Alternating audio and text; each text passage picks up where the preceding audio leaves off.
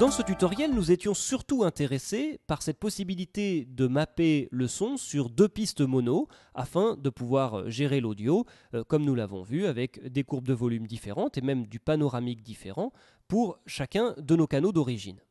Mais il y a donc d'autres options possibles, soit dans les préférences, soit lorsque l'on sélectionne un élément et que l'on va ici dans ces options audio correspondance des canaux sources. Et donc voyons ce à quoi correspondent ces différentes options. Alors en fait, si je choisis mono, nous l'avons vu, cela va mapper le son sur des canaux mono. Donc si j'importe un fichier stéréo, eh bien, il aura deux pistes mono. Si j'importe un fichier qui est uniquement mono, il sera sur une seule piste mono. Donc nous pouvons voir cela. Dans nos préférences, justement, pour l'instant, c'est mono qui est sélectionné. Si je prends cet élément audio-ci, qui est un élément audio mono à l'origine, eh bien, on peut voir qu'il a donc été mappé sur une piste mono. Donc ici, il se place sur une piste mono. Ce même élément, si je choisis de lui faire un mappage différent, par exemple stéréo, il va maintenant se placer sur une piste stéréo.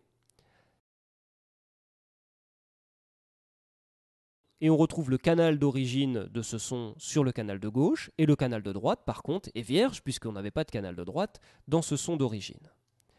Et c'est là que l'on va avoir une variante par rapport à l'autre option, l'option mono en mode stéréo, qui va permettre toujours de créer un fichier stéréo, mais cette fois de dupliquer automatiquement le canal de gauche sur le canal de droite, c'est-à-dire que cet élément de commentaire mono d'origine, fichier audio test en mono, est maintenant lu aussi bien sur le canal de gauche que sur le canal de droite suite à cette duplication faite par ce réglage. Pour tout autre élément, on pourrait également avoir un dernier réglage, le réglage 5.1, qui applique donc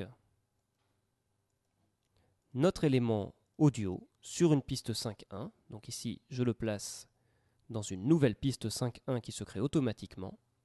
Alors on voit les différentes pistes fichier audio test que l'on retrouve d'ailleurs ici. Fichier audio test. Comme là j'avais un fichier mono, eh bien j'ai uniquement le premier canal de ma piste 5.1 qui est exploité. Si je fais la même chose avec cet élément stéréo-ci,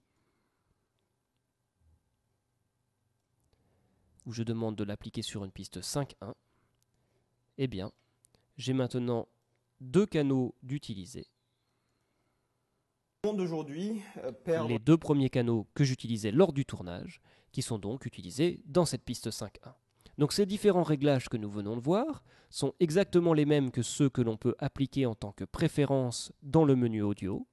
Et l'avantage de l'appliquer dans ces préférences, c'est que l'on peut choisir ici le réglage le plus courant que l'on souhaite exploiter. Donc dans notre cas, à chaque fois que l'on monte nos éléments DV ou HDV, si l'on veut les monter sur deux pistes mono et non pas sur une piste stéréo, il sera tout à fait intéressant de choisir ce réglage mono par défaut.